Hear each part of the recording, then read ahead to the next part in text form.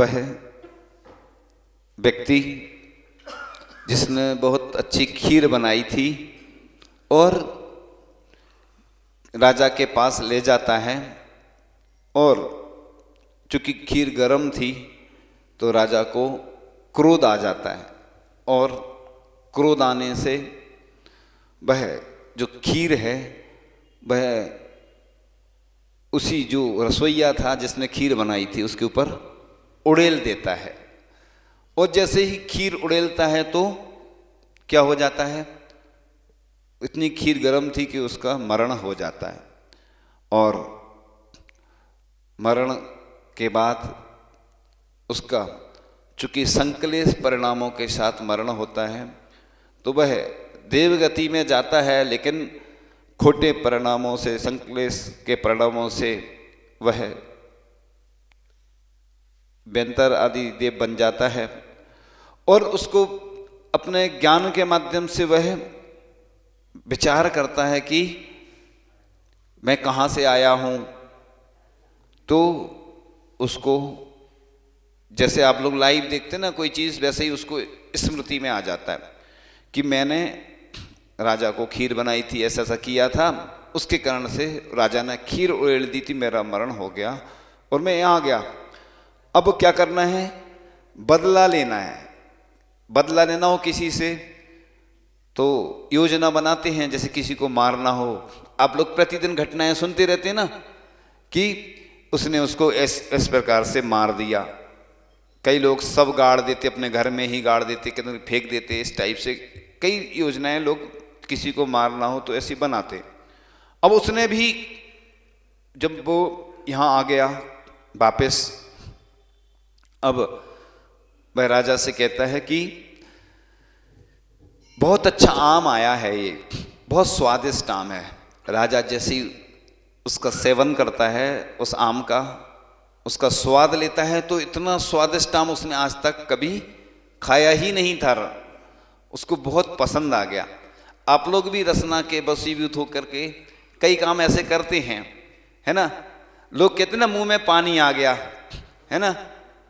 जैसे प्याज रहती ना, प्याज से आंखों में पानी आता है ना, प्याज रुला देती है, ऐसे ही मुंह में पानी आ जाता है। अच्छा भोजन है ना, उसकी खुशबू आ जाए, है ना, तो लोगों की मुंह में पानी आ जाता है। अब राजा ने जैसे ही आम का स्वाद लिया तो बहुत अच्छा लगा उसको, मतलब इतना स्वादिष्ट आम था कि उसने आज तक कभी खाया ही नहीं था। अब वो उसके वशीभूत हो गया। उस व्यक्ति से उसने पूछा, राजा ने, ये कहाँ मिलेगा। उसने कहा कि ये आम एक विशेष टापू है समुद्र के बीच में, वहाँ चलना पड़ेगा, ऐसे मिलता नहीं है, वो खुद चलना पड़ता है। अब मरता क्या ना करता, जैसे अच्छी चीज़ मिल रही हो लालच में आ जाते व्यक्ति, है ना। आप लोग अगर कोई कम दाम में मिलता ना सामान तो जल्दी ले लेते आप लोग। जो दुकानदार होते या जो बेचने वाले बहुत कलाकार होते हैं। कई बार ऐसा सुनते हैं दिल्ली वगैरह में कि जो माल दिखाया जाता है, पैकिंग करने जाते तो वो माल बदल देते हैं। तुम यहाँ आके देखोगे तो आजकल ऑनलाइन भी सामान मंगाते हैं तो उसमें डुप्लीकेट मिल जाता है। दुकानदार भी ऐसा करते हैं, हर चीज़ में मिलावट है। यानी चाहे शासन हो, चाहे प्रशासन हो, चाहे दुकानदार हो, हर जगह ईमानदारी मिलना बहुत कठिन है। आप कोई भी काम करोगे, चाहे सोने का, चाहे चांदी का, चाहे मार्बल का, हर जगह कुछ ना कुछ बेवकूफ़ बना ही दिया जाता है लोगों को। मतलब कोई भी काम हो, सबका बिजनेस है। चाहे राजनीति हो, चाहे शासन प्रशासन, उसमें भी कहीं रिश्वत लेके काम करवाने पड़ते हैं लोगों को। तो जब उनका रिश्वत से काम चलता है तो आप भी वैसे ही काम करते हैं, मिलावट करते हैं या कोई कुछ ना कुछ उसमें रेट बढ़ा के देते हैं झूठ बोल के। तो ऐसे ही उसने भी, चूंकि राजा कैसे जाए तो उसने आम का लालच देके उसको ले गया। अब जैसे ही वो पहुंचा वहां पर, अब उसने अपना राज उजागर कर दिया। अब चूंकि उसने देखा कि ये व्यक्ति और मैं हूं, बस अब तीसरा कोई था ही नहीं उधर। अब तुम्हें अपने प्राण बचाना हो तो एक ही शर्त है, तुम णमोकार मंत्र पानी में लिख दो और उस पर पैर रख दो। अब वो क्या करे, उसने सोचा कि ये तो मारेगा हमारे लिए, मरना तो है ही, तो मरता क्या ना करता, जैसी गति वैसी मति। अब जिसकी अगर गति बिगड़ना हो तो वैसे ही उसके परिणाम हो जाते। उसने सोचा कि मरना तो है ही, सो बस उसने लिख दिया ब्रह्मोकार मंत्र, पैर रख दिया। उसके बाद क्या होगा वो सस्पेंस है, अभी आएगा। तो आप सोचिए, आप लोग ब्रह्मोकार मंत्र मोबाइल में डालते हैं कई बार, है ना, रिंगटोन बजती है तो कई बार ऐसे अशुद्ध स्थानों पर रहते, आप लोग समझ गए होंगे, अशुद्धि के काम कर रहे होते हैं, मोबाइल में रिंगटोन डली रहती है, वही ब्रह्मोकार मंत्र बजता है। कई लोगों को मना किया गया।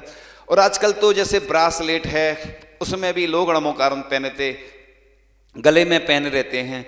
तो ब्रह्मोकार मंत्र महामंत्र है, इसको कहीं से भी आप पढ़ोगे, इसको उत्कृष्ट मध्यम जगन, एक पश्चातानुपूर्वी विधि है, एक पूर्वानुपूर्वी है, एक यत्र तत्रानुपूर्वी है।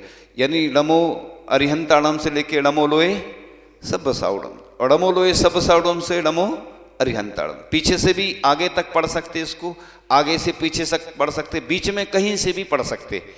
सिर्फ एक नमोकार मंत्र ऐसा मंत्र है जिसको कहीं से भी पढ़ोगे तो कोई रिएक्शन नहीं होता इसका, है ना, इसका कोई दुष्प्रभाव नहीं पड़ता नमोकार मंत्र। और कोई मंत्र उल्टा नहीं पढ़ना, लेकिन नमोकार मंत्र को कहीं से भी पढ़ सकते। कई लोग कहते हैं ना कि मन नहीं लगता हमारा, क्या बोलते लोग, मन नहीं लगता, तो उनको कहा जाता पीछे से पढ़ो, जिससे क्या होगा कि तुम्हारा मन उसी में लगा रहेगा। एक व्यक्ति एक साधु के पास गया कि मुझे कोई मंत्र दे दो, साधु ने कहा अभी नहीं है, वो वापस चला गया। दूसरे दिन फिर पहुंच गया, मुझे कोई मंत्र दे दो, साधु ने कहा नहीं है। साधु ने सोचा ये बार बार क्यों आ रहा, परेशान कर रहा है। और तीसरे दिन साधु सोच लेता कि आज वो आएगा तो उसको मंत्र दे ही देंगे। वो भी सोचता है कि ये बार बार मना कर रहा है, जैसे आचार्य जी के पास कोई व्रत लेने जाता है, कोई पंचकल्याणक के लिए जाता है, कोई और चतुर्मास या कोई अन्य शीतकालीन ग्रीष्मकालीन या कोई भी अन्य कामों से भी जाते हैं कि हमें सानिध्य मिल जाए, तो आचार्य जी के पास कई बार जाना पड़ता है। आचार्य जी टालते हैं, वो देखते हैं तुम्हारी कितनी दृढ़ता है। तो ऐसे ही अब साधु ने सोच लिया कि इसको देना ही पड़ेगा, तो साधु तैयार बैठे थे कि आएगा तो दे देंगे। साधु ने मंत्र दे दिया, लेकिन साधु ने कहा कि बंदर को याद नहीं करना, बंदर को याद नहीं करना, साधु ने कहा। तो उसने सोचा, जो व्यक्ति मंत्र लेने गया था, चलो कोई बात नहीं, उसने मंत्र ले लिया साधु से और मंत्र सिद्ध करने बैठ गया। जैसे ही वो मंत्र की माला फेरे तो उसको बंदर याद आए। अब वो टेंशन में आ गया और जितने बार मंत्र फेरे सो उसका मन नहीं लगे। मन तो चंचल होता है। सर्वा सिद्धि में आचार्य पूज्यपाद स्वामी ने कहा है कि मन जो होता है, मन वो क्या है, नीचे की ओर जाता है, हमेशा भागता है। मन को ही लगाने के लिए तो मंत्र रखे गए हैं। आप बताओ, ध्यान में गृहस्थ का मन लगता है। ज्ञानोदय ग्रंथ में लिखा है कि आकाश में फूल उग सकते हैं, गधे के सिर पे सींग उग सकता है, बंध्या को पुत्र हो सकता है, लेकिन गृहस्थ को ध्यान नहीं होता। क्योंकि यहाँ बैठे हैं लोग, अभी दुकान की चिंता लगी होगी, कोई को घर की लगी हुई, घर में जाएंगे, ये करेंगे, विकल्प आते रहते मन में। इसलिए साधु को तो कहा गया है, मुनिराज को, लेकिन गृहस्थों को ध्यान का मना किया। इसलिए पूजन का लिखा है। क्यों लिखा है? द्रव्य क्यों चढ़ाते बताओ? द्रव्य इसलिए चढ़ाते, मन लगा रहे, जिससे भगवान को चढ़ाने में, एक जल चढ़ाना, ये चढ़ाना, तो उसमें मन लगा रहता है। क्रियाएं करते हैं तो लोगों का मन लगा रहता है। युवा रहते, युवाओं को कहीं भी बुलाना हो तो तुम ऐसा कोई काम सौंप दो, जैसे मंच का कोई ऐसी व्यवस्था, तो उसमें लगते हैं। बाकी तुमको प्रवचन क्लास में युवाओं को मन नहीं लगता ना, वो आते हैं। जैसे कोई ऐसे काम होते हैं ना जो करने वाले, है ना, महिलाओं का काम रहता भोजन बनाने का, तो उनको उसमें आनंद आता है। तो पूजन इसलिए रखी है कि भगवान को अर्पण करने का एक तरीका है कि अपने आराध्य को अच्छे से अच्छी सर्वश्रेष्ठ वस्तु अर्पण करें। पहले के लोग हीरे मोती चढ़ाते थे, पहले के लोग, है ना, अच्छे अच्छे वो रत्न चढ़ाते थे, सोने के भी पुष्प आज चढ़ाते हैं। पूज्य आचार्य श्री की जब दीक्षा हो रही थी तो उनके परिवार के लोग आए थे, तो उनके यहाँ सोने का कुछ था आभूषण वगैरह, तो उन्होंने पुष्प बना के लाए थे सोने के, और आचार्य श्री की पूजन उस सोने के पुष्पों से की थी। देखो, पुण्य बढ़ाने के साधन की उतनी उस समय उनकी वैसी वो नहीं रही होगी स्थिति, लेकिन इतने महान पुत्र को जन्म देने वाली माँ होती है कि उनकी भावना ऐसी हुई कि ये सोना किस काम का, गले में पहनते हैं तो चोर चुरा ले जाते हैं, भगवान को अर्पण कर दो तो कितनी अच्छी। तो कोई अब चांदी के भी पुष्प चढ़ाते हैं, पात्र भी चांदी के अच्छे बर्तन में पूजन करते हैं। ये पुण्य बढ़ाने के तरीके होते हैं, क्योंकि अपन जब भोजन करते हैं तो कितने अच्छा से अच्छा भोजन करते बताओ। और बर्तन भी अच्छे, लोग आते हैं, कोई मेहमान आते हैं, पात्र प्रक्षालन महाराज जी आदि का करते हैं तो अच्छे बर्तनों में करते हैं, है ना, छत्र चमर लगाते घर में, है ना। और कई लोग तो चौके में भी ऐसी बड़ी बड़ी थालियों से पूजन करते हैं, चौके में अच्छे रखते सजा के, मतलब ये दिखाने के लिए अंदर से भक्ति भाव है प्रकट करने का। अब कोई दिखाने को भी कर रहा है तो वो जाने, लेकिन काम तो अच्छा कर रहा है। तो ये प्रदर्शन नहीं है। धार्मिक क्रियाओं में अपन को अच्छे से अच्छे वस्त्र और अच्छे से अच्छे द्रव्य से पूजन करना चाहिए, अच्छे पात्र से अभिषेक शांति धारा करना चाहिए, क्योंकि पुण्य काय से बढ़ेगा, इन्हीं क्रियाओं से। पहले के लोग कंजूसी से द्रव्य चढ़ाते थे, तो पहले उतना लोगों के पास धन नहीं था। जब से लोगों ने दान करना प्रारंभ किया बड़ी बड़ी बोली लेकर, तो उनका पुण्य बढ़ता जा रहा है। पहले आप देखते होंगे कि ना कुछ ऐसी व्यवस्था, देखो अजमेर में सोने जी की नसिया है, जो हमने देखी नहीं है, सुना है कि सोने की नसिया है पूरी। सोचो कितने भाग्यशाली पुण्यशाली गौरवशाली लोग हैं जिन्होंने, कई जगह चांदी की बेदी बनी है ना, बनने लगी हैं। तो क्यों लोग अपने आराध्य को जितना हम अच्छे से अच्छा अर्पण करेंगे, समर्पण करेंगे, उतना हमें प्राप्त होने वाला। तो वो साधु के पास जाता है तो साधु मंत्र देते थे। अब वो बंदर को याद करता है तो परेशान हो जाता, टेंशन में आ जाता वो। अब सोचता है कि अरे मंत्र तो सिद्ध नहीं हो रहा, चलो साधु को वापस दे आए। तो साधु को वापस देने चला जाता है वो मंत्र। साधु कहते हैं, वह साधु से कहता है कि आपने जी हमें विकल्प क्यों डलवा दिया कि बंदर को याद नहीं करना, उसके कारण से हमें मंत्र सिद्ध नहीं हुआ, बार बार बंदर याद आए। तो साधु ने कहा, बंदर कोई और नहीं, तेरा मन है जो चंचल है बंदर के समान। तो मन तो चंचल रहता है, इधर से उधर भागता है। उसी को बस करने के लिए जो शब्द बना है मंत्र, वो मन से ही बना है। उसमें कुछ धातु प्रत्यय लगा के व्याकरण के हिसाब से मन को ही मंत्र का रूप दिया जाता है। जिस प्रकार से राजा जब संकट में होता तो मंत्री सलाह देता है, इसी प्रकार से मंत्र जब कोई काम नहीं होता है, जैसे पंच कल्याणक होना था नेमावर में, वहां से मंत्र आया कि सबको जाप करना है, जाप किया तो निर्विघ्न संपन्न हो गया। कुंडलपुर में भी बड़े बाबा का पंच कल्याणक होना था, बहुत सारी समस्या आ रही थी। आचार्य श्री ने शुरुआत की, शाम का समय था, मंत्र पढ़ा बड़े बाबा का 9 बार, और पूरे देश में लोगों ने बड़े बाबा की जाप की तो वह काम हो गया। इसी प्रकार से जब कुंडलपुर में बड़े बाबा विराजमान होने थे तो रवि पुष्प योग में आचार्य श्री ने और पूरे संघ ने जाप करी बड़े बाबा के मंत्र की, तो उसका ऐसा प्रभाव हुआ कि जो काम बहुत कठिन था वो आसानी से होता चला गया। विघ्न बाधाएं तो आई, इसलिए कभी ये घबराना नहीं, डरना नहीं। आप लोग घबरा जाते जल्दी, कोई समस्या आती ना। देखो चाहे भगवान हो, पार्श्वनाथ भगवान को आज सब लोग मानते, क्यों मानते बताओ? सबसे ज्यादा उपसर्ग सहन करे, उपसर्ग विजेता, और सबके उपसर्ग दूर करने वाले हो गए। अब पहले उपसर्ग उन्होंने खुद सहन किए। इसी प्रकार से वर्तमान में मुनि सुब्रतनाथ भगवान का बहुत चल रहा है।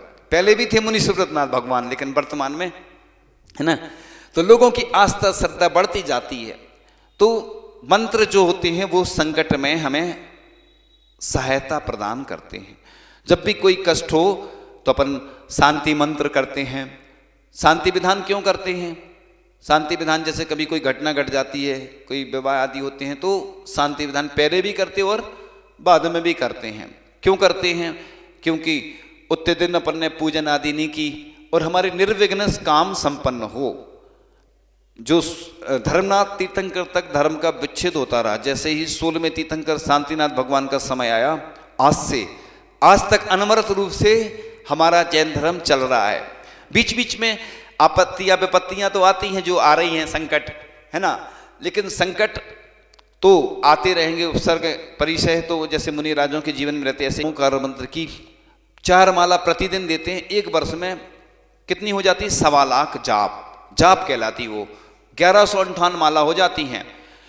बड़े बाबा की भी जाप आप लोगों को प्रतिदिन करना चाहिए, कि जब तक हमारे सिरपुर के पार्श्वनाथ भगवान मुक्त नहीं हो जाएं, समझ गए ना, जब तक हमें कुंडलपुर के बड़े बाबा की जाप प्रतिदिन करना है, जिसको अपनी अपनी अनुकूलता से, जैसे 4 जाप नहीं कर पाते तो 2 कर सकते, 2 नहीं तो 1 करो, लेकिन टाइम ज़्यादा लगेगा। फिर 4 का नियम ले लिया अपन ने, विशेष छूट रख सकते, कोई बाहर गए, बीमार हैं, अशुद्धि में समस्या है कोई, तो इन समय छूट रख के अब प्रतिदिन 5 माला तो हर व्यक्ति को फेरना ही चाहिए ड़मोकार मंत्र की।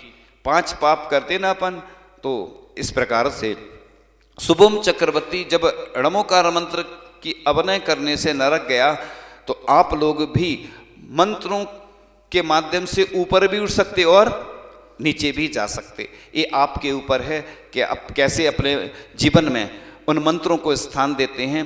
लेकिन माला कम से कम लगभग 5-7 मिनट 10 मिनट में तो फेरना ही चाहिए, जल्दी जल्दी नहीं। एक कुंडलपुर में एक व्यक्ति माला फेर रहा था, इतनी स्पीड में फेर रहा था, राजधानी एक्सप्रेस चलती ना, शताब्दी एक्सप्रेस जैसे, और भी चलती दुरंतो एक्सप्रेस, तो इतनी स्पीड में भी नहीं, अपनी अपनी कैपेसिटी होती है ना सबकी, कोई जल्दी जल्दी पढ़ते, कोई धीरे पढ़ते हैं।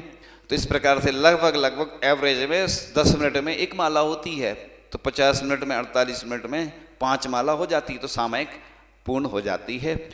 जो सामान्य लोग हैं वो दिन भर में 24 घंटे में, जैसे कभी सुबह शाम 1-2 कर लें, शाम को 2 कर लें, ऐसे 5 माला करके अपने जीवन को अच्छा बनाएं। और आपके जीवन में इन मंत्रों की जो विनय करके आप लोग पुण्य अर्जन कर सकते हैं, और अभिनय से नरकगामी बन सकते हैं, पाप का अर्जन कर सकते हैं। बहुत सारी विघ्न बाधाएं आपके जीवन में आती हैं इन मंत्रों के माध्यम से, इनकी अभिनय करने से। इसलिए मंत्रों को उचित स्थान दें अपने जीवन में, कि जब भी हम मंत्र पढ़ें शुद्ध पढ़ें, उच्चारण अच्छे से करें, और अशुद्धि वाले स्थानों पे ये मंत्र बिल्कुल नहीं पढ़ें। और मोबाइल में भी रिंगटोन में ये बिल्कुल मंत्र नहीं डालें। जो डाल रहे हैं उनको भी बताएं आप लोग। वैसे तो कई लोगों को पहले बताया गया है, लेकिन कई लोग नहीं सुनते हैं, नहीं समझते हैं। कई लोग ब्रासलेट में पहनते हैं। अब आप लोग भोजन भी कर रहे हैं, अन्न अशुद्धि के काम कर रहे हैं, तो इन मंत्रों के माध्यम से बहुत दुष्प्रभाव भी पड़ते हैं जीवन में, बहुत सारी समस्याएं भी आती हैं, रोग आदि होते हैं। बर्तन में भी लिखते हैं ना, तो अपन उसको धोते हैं कई जगह। जो मांगलिक चीज़ें हैं उनमें लिखने में कोई बाधा नहीं है, कलश वगैरह रहते ना, तो उसको स्थायी रूप से रख देते हैं, वो बात अलग है। या मंदिर में जो भी वेदी आदि होती है, जो वस्तुएं होती हैं, उनकी बात अलग है। बाकी घर में, घरेलू वस्तु में या अपने उपयोग में आने वाली वस्तु में तो बिल्कुल ही इनका निषेध करना चाहिए। आपके जीवन में यह मंत्र आपको उच्च स्थान दें, आपका कल्याण हो, आपको आरोग्यता की प्राप्ति हो, आप सुख शांति का अनुभव करें और आप निरोगी रहें। इन्हीं भावनाओं के साथ परम पूज्य आचार्य भगवान गुरुदेव श्री विद्यासागर जी